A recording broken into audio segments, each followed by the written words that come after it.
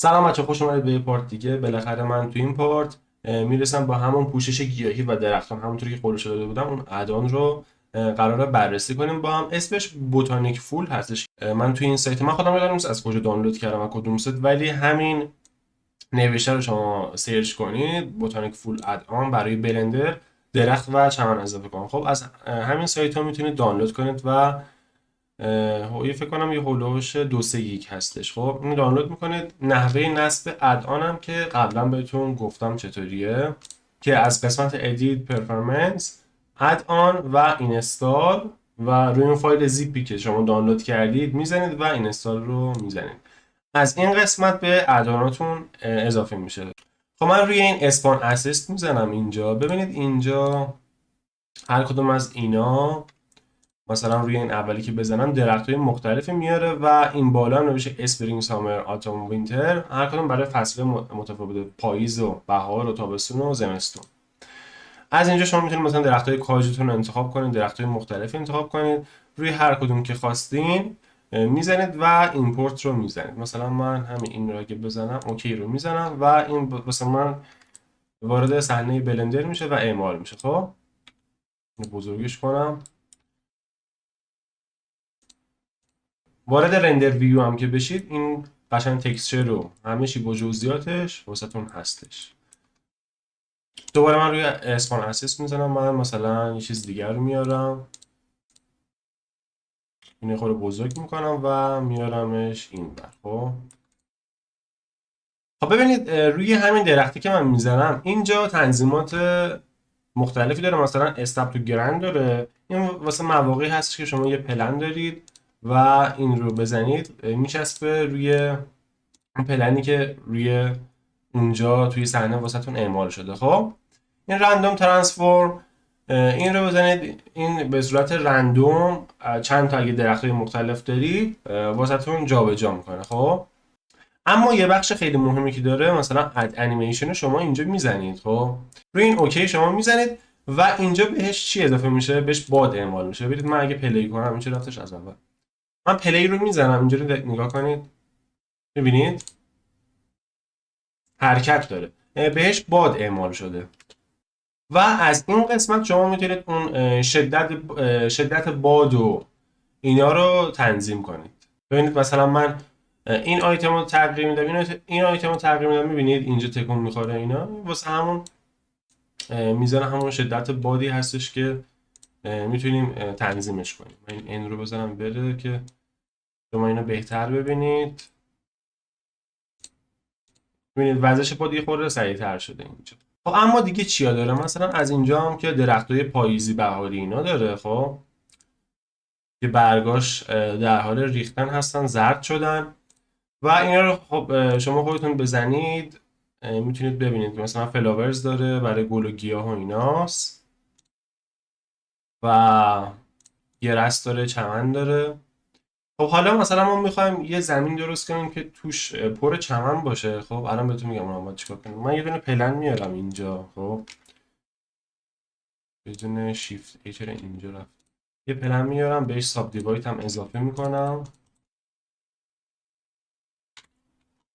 خب بچه نکنید از اون قسمت، از قسمت اسکچر، خب روی این به اضافه شما میزنید و اینجا شما میتونید اون چمنتون رو انتخاب کنید. مثلا من میخوام که همین اولیه رو بذارم. خب روی این پس من کلیک میکنم و اوکی رو میزنم. میبینید اون چمن واسهتون اعمال میشه و میاد اینجا.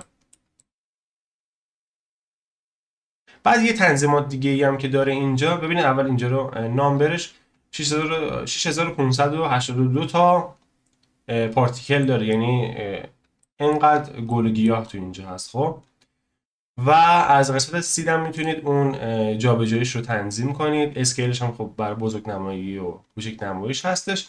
یه چیزی که میخواستم بهتون بگم قسمت پینت هست. خب شما میخواید توی بخش به خصوصی فقط اون چمن و گل و گیاه باشه، پس روی این پینت، روی این دستنیه. خب شما میزنید اینجا. خب اینجا شما میتونید رنگ آمیزی کنید. خب مثلا من اینو بزرگش کنم.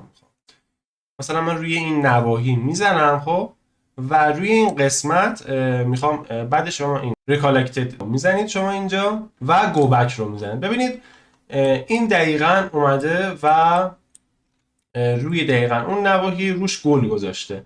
هم میتونید گل بذارید، همین که فقط میتونید که این قسمت چمن باشه و بقیه جاها خالی باشه. به همین راحتی شما میتونید این رو ترسیم کنید و تعیین کنید که کجا گل و گیاه باشه. دوباره باز همون تنظیمات رو داره، نامبرش 1500 خورده ای از این گل و گیاه ها گذاشته. رندومایزر اسکیل داره، این هم برای جابجایی ایناشه. این هم برای اون پوشش گل و گیاهش هستش.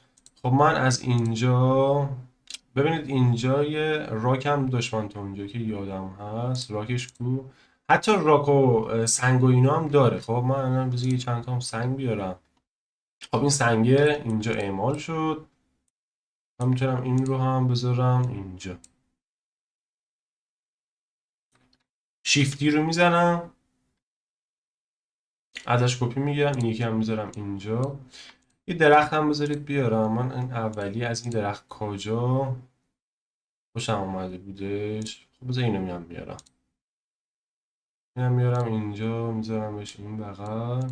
الان ما موتور رندر روی رندر نیستیم الان. البته خب سنگین هم میشه دیگه. خب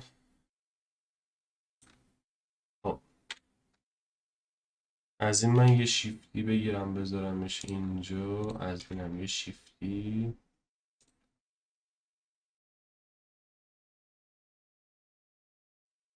حالا من وارد موتور رندر سایکل شدم و همونطور که میبینید خیلی طبیعی هم این برای ما میاره. خب ببینید جزئیات سنگ‌ها رو نگاه کنید.